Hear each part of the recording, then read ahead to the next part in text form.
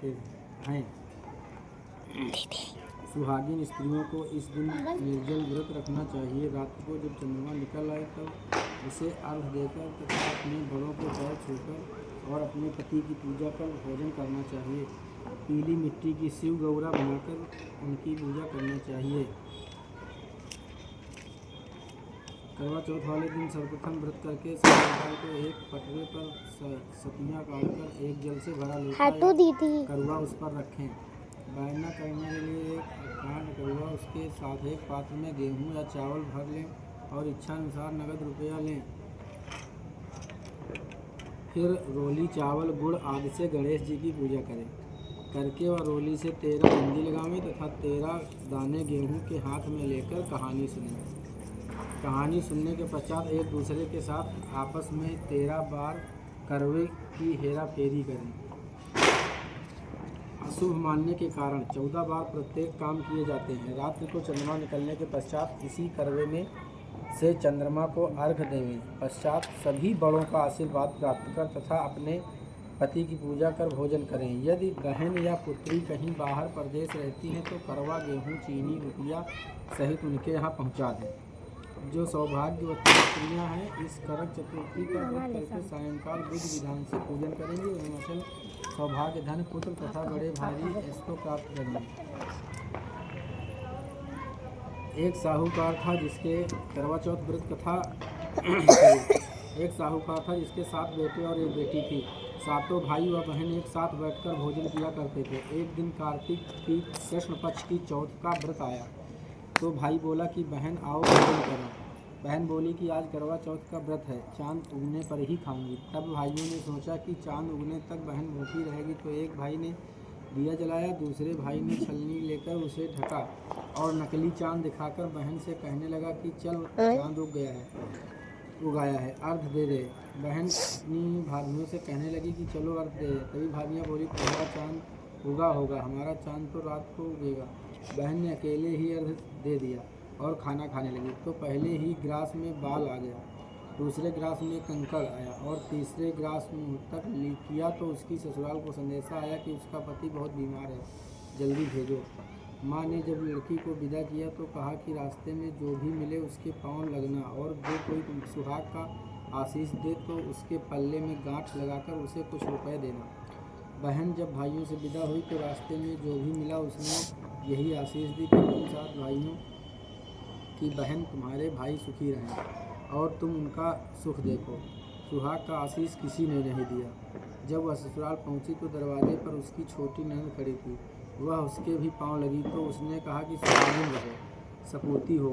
बहन ने यह कहकर पल्ले में गांठ बांध दी और ननद को सोने का सिक्का दिया। जब भीतर गई तो सास ने कहा कि पति धरती पर पड़ा है, तो वह उसके पास जाकर उसकी सेवा करने के लिए बैठ गई। थोड़ा बहुत इधर उधर वैसी हो जाओ, को वैसी हो जाओ, ऐसी जगह जमी हो। बाद में सास ने दासी से हाथ बची खुशी रोटी भेज दी। इस प्रकार से समय बीतते बीतते मर्ग से मार्गशीर्ष की चौथ आई तो चौथ माता बोली करवा ले।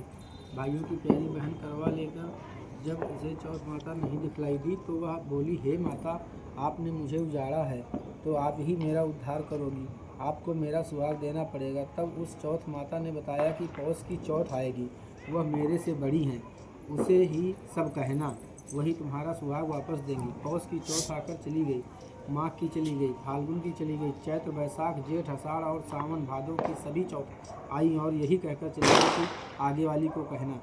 असौज की चौथ आई तो उसने बताया कि तुम पर कार्तिक की चौथ नाराज है, उसी ने तुम्हारा सुहाग लिया, वही वापस कर सकती है, वही आएंगी तो पाँव पकड़कर विनती करना। यह बताकर वो भी चली गई। जब कार्तिक की चौथ आई तो वह गुस्से में बोली, भाइयों की प्यारी करवा ले, दिन में चांद उगानी करवा ले, व्रत खंडन करने वाली करवा ले, भूखी करवा ले। यह सुनकर वह चौथ माता को देखकर उसके पाँव पकड़कर गिड़गिड़ाने लगी, हे चौथ माता, मेरा सुहाग तुम्हारे हाथों में है, आप ही मुझे सुहागिन करें। तो माता बोली, पापिन, हत्यारिन, मेरे पाँव पकड़कर क्यों बैठ गई?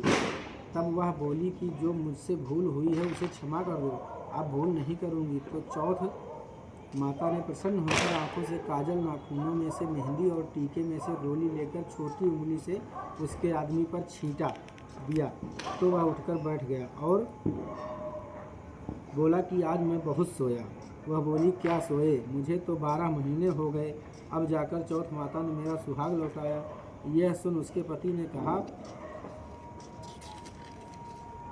कि जल्दी से माता का पूजन करो। जब चौथ की कहानी सुनी, करवा का पूजन किया और प्रसाद खाकर दोनों पति पत्नी चौपड़ खेलने बैठ गए। नीचे से दासी आई, उसने दोनों का चौपड़ फांसे खेलते देखा तो उसने सासू जी को बताया। तब से सारे गांव में यह बात प्रसिद्ध होती गई कि सब स्त्रियां चौथ का व्रत करें तो सुहाग अटल रहेगा। हे चौथ माता, जैसे तूने साहूकार की बेटी को सुहाग दिया वैसे सबको देना। यही करवा चौथ के उपवास की सनातन महिमा है।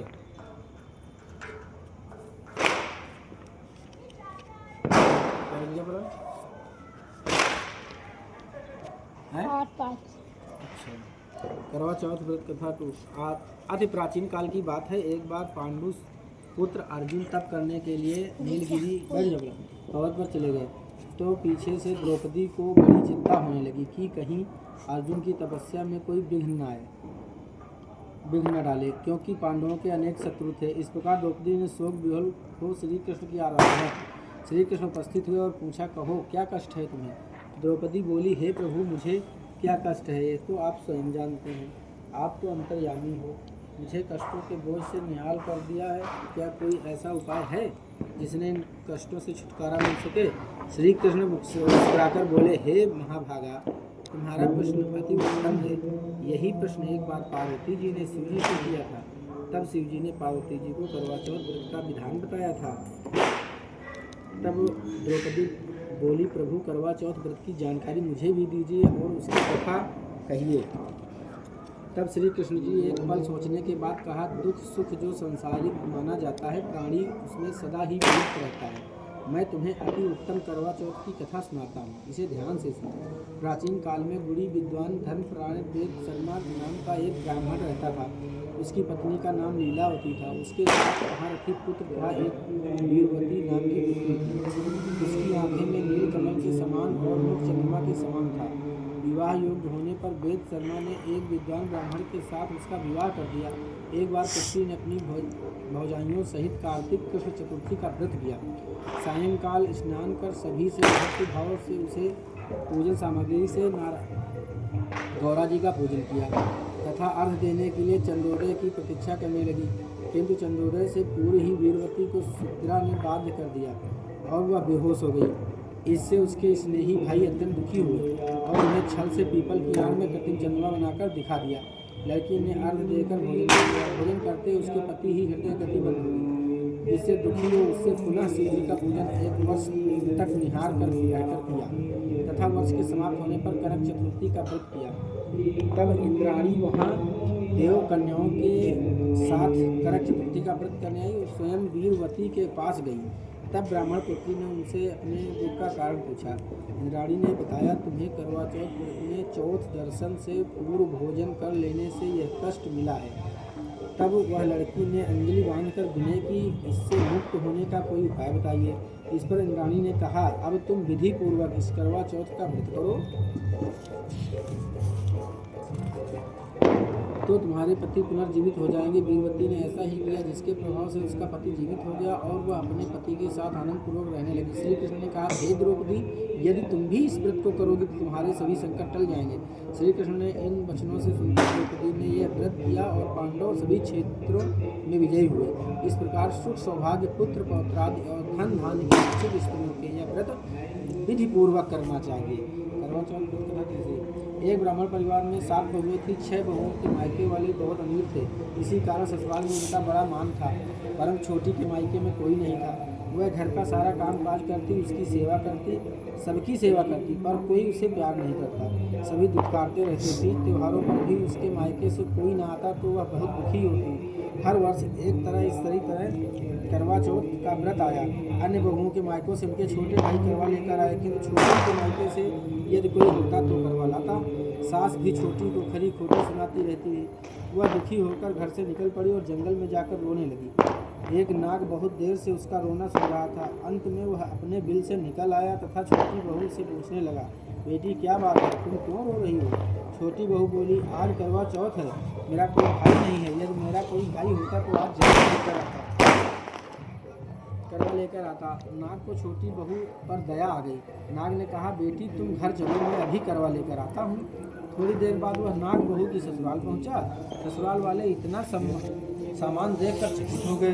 सास भी प्रसन्न हो गई। सास ने प्रसन्न मन से छोटी बहू को नाग देवता के साथ भेज दिया। नाग देवता ने छोटी बहू को अपना सारा महल दिखाया और कहा, जितने दिन चाहो आराम से रहो, मन चाहा खाओ, मन चाहा पहनो, पर एक बात याद रखना, सामने रखी नांद कभी मत खोलना। छोटी बहू सारा समय महल में आराम कर काटती, पर चांद के बारे में उसकी उत्सुकता बढ़ती जाती। एक दिन जब घर में कोई नहीं था, उसने चांद को उठाकर देखा तो हजारों छोटे छोटे सांप के बच्चे इधर उधर देखने लगे। उसने जल्दी ही नांद ढक दी। जल्दी में एक सांप की पूंछ नांद के नीचे आकर कट गई। शाम को नाग के आने पर छोटी बहू ने अपनी गलती स्वीकार कर ली। नाग ने भी उसे क्षमा कर दिया। जब छोटी ने ससुराल